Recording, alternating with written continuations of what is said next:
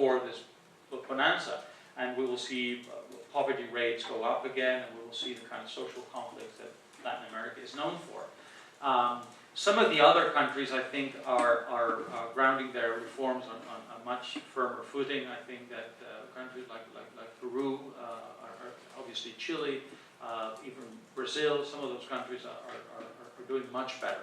However, in all of them, I think we generally are still lacking the kind of consistent reform that would place Latin America on a firm path to development, and that would preempt the emergence of authoritarian populism somewhere down the line, if the general environment were to change. Because that's really what it's all about, isn't it? It's about generating conditions that will reach a critical mass of people, and will give a critical mass of people enough reasons to perpetuate that system, so that the emergence of these ghosts from the past is simply no longer possible.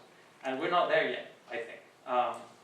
So what kind of reforms am I talking about? Well, if anybody is familiar with a little book that I published called Liberty from Latin America, I talk about 5 principles of oppression that have sort of underlied Latin America and its institutions for a very long time, during the colonial era, during the 200 years of Republican life.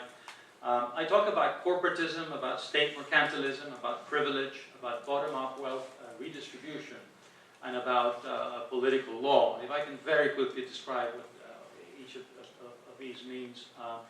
Corporatism is, there are people who call this polilogism. It's a big word that's really very simple to explain. It's basically when you allocate property rights based on group logic rather than based on the individual. Unlike what happened here historically and in other parts of the world, in Latin America, corporatism meant that property rights were usually allocated on a group basis, and people's thought generally according to group logic rather than the individual.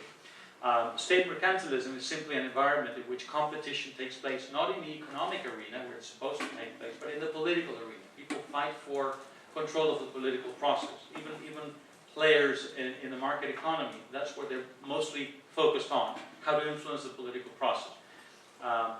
Privilege, of course, is self-explanatory.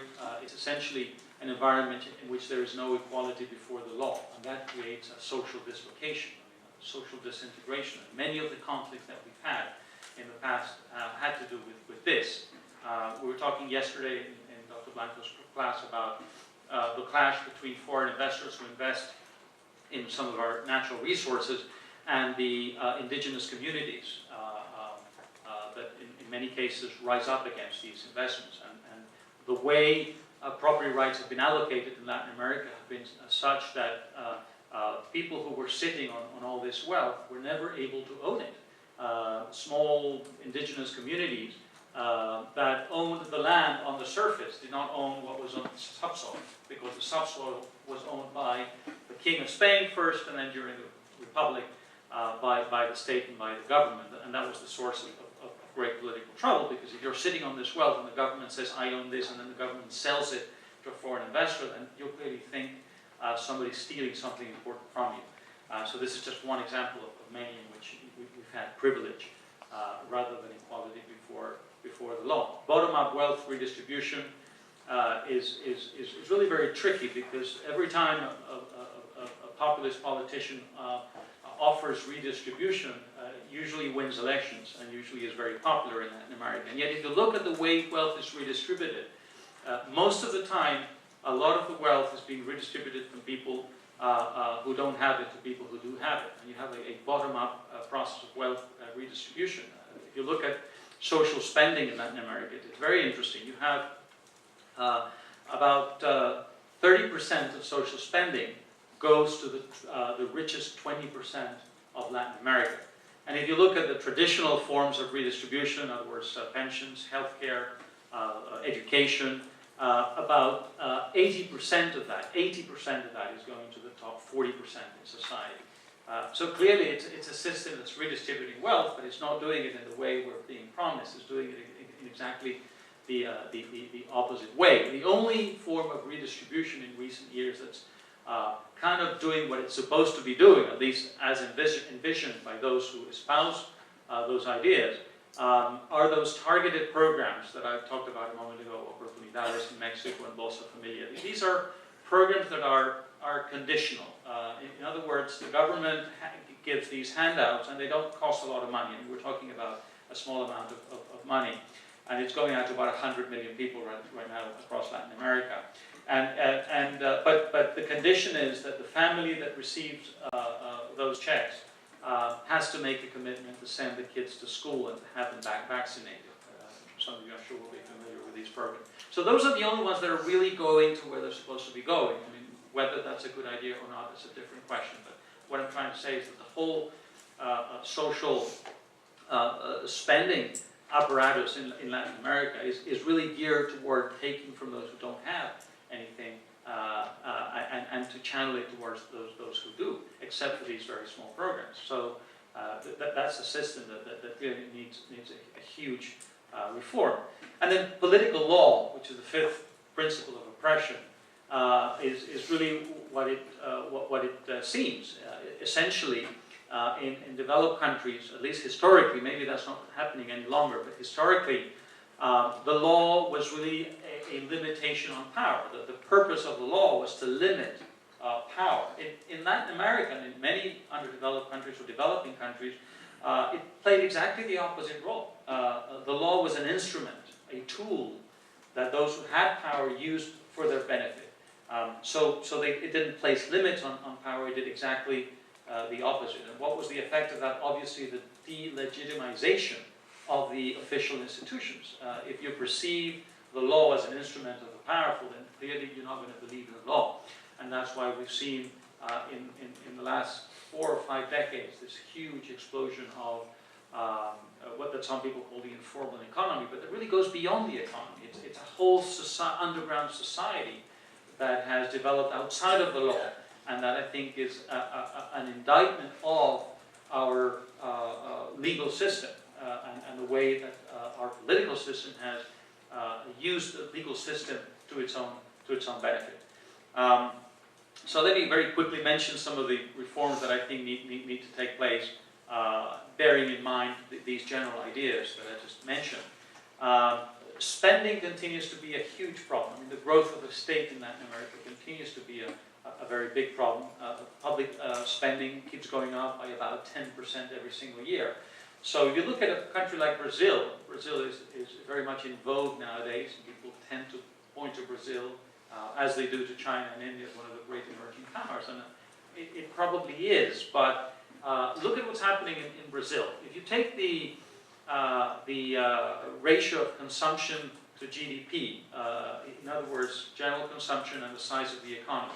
In a developing economy, ideally what should happen is the economy should be growing at a faster rate than consumption. Why? Because the gap means that there's more savings and therefore more investments. And that's what happened in India and China. At the time when GDP growth took off, these, remember these high numbers, 9, 10, 11% a year for a long time, what you saw is a really fast rate of growth of the economy, but consumption didn't grow as much. And so you had this great pool of savings. Some people think they overdid it, maybe they overdid it. But in any case, you saw a very interesting phenomenon, which is this huge drive for savings in that society. And of course, that is a pool of money that's eventually going to be invested.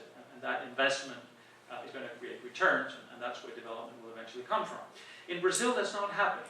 You've had very healthy rates of growth, but consumption goes up at exactly the same pace.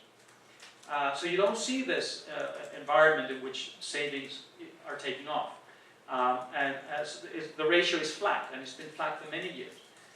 Why? Is it because Brazilians are consuming too much? Not really. It's because of the government. It's because of government spending. They've developed an almost chronic fiscal deficit of almost 4%.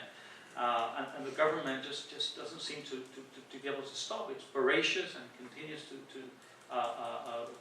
suck the energy from society and continues to spend, and it has all these mega projects, and its development bank receives about $45–50 billion every year, and it's all these mega projects related to oil now through Petrobras, which is the The oil company is getting a lot of that money, and generally speaking, the government seems to think that being a world player means the government needs to be spending a lot of money.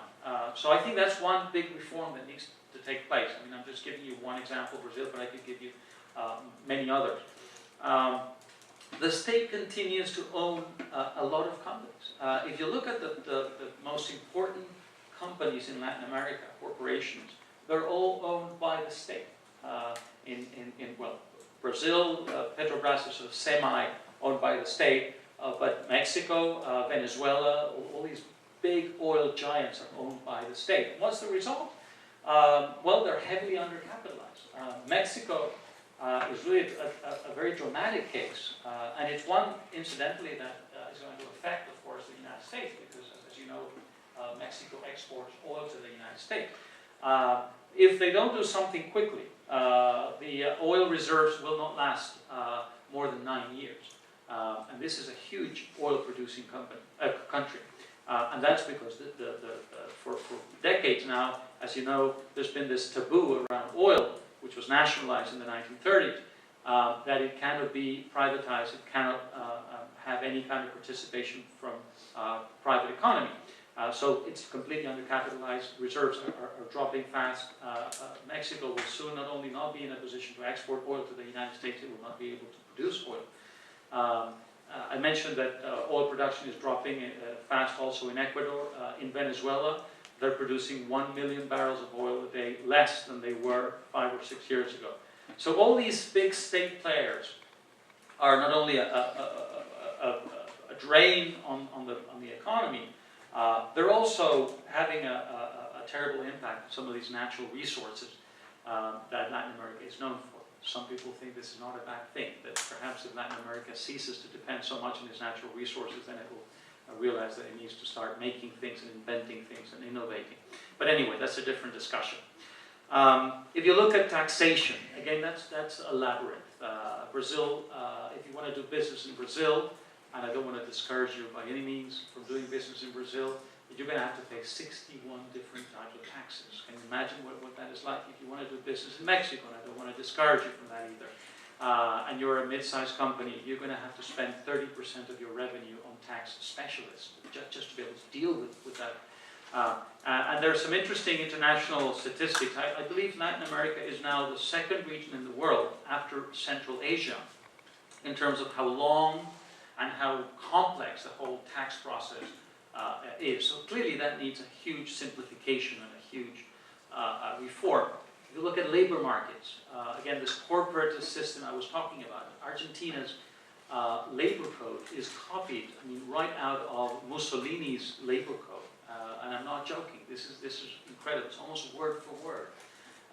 And it's completely mad. If you look at collective bargaining in Argentina, for instance, it's done not by company, but by trade. So if you're producing submarines and you're manufacturing nails, you're subject to the same minute rules regarding collective bargaining. So that, of course, is hindering the process of not only wealth creation, but of course job creation, which is crucial. So you've got a big chunk of the economy now taking place underground and outside of the law. If you look at trade, again, many of these tariffs have come down. There's a lot more exchange with the rest of the world, and that's clearly something that's benefiting Latin America. But we've created all these regional trading blocks that have sort of replicated at the regional level many of the features of economic nationalism that used to take place at the national level. So you can bring down tariffs on one side, but then they will go back up again through those regional trading blocks.